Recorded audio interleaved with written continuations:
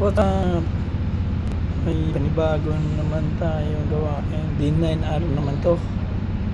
Ang issue po nito ay yung diesel lumalo sa langis. D9R. Yan. 3408. Yan.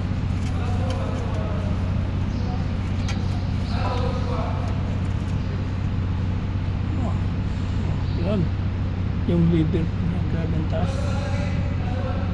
Yung suspect po natin ito either sa pipe dito sa loob ng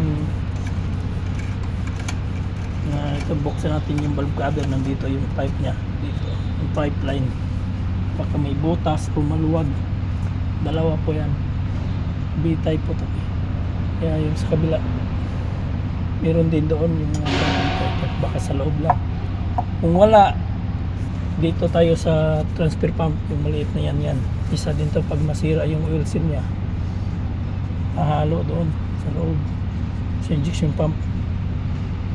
Yan po, kaya yung transfer pump yan, hindi nakita yan, maliit yan sa likod, yan ang transfer pump.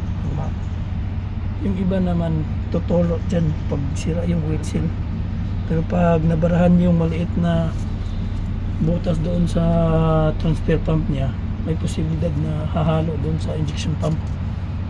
Kaya saka na yan, dito muna tayo kasi wala pa namang nakita na leaking, medyo bago-bago pa.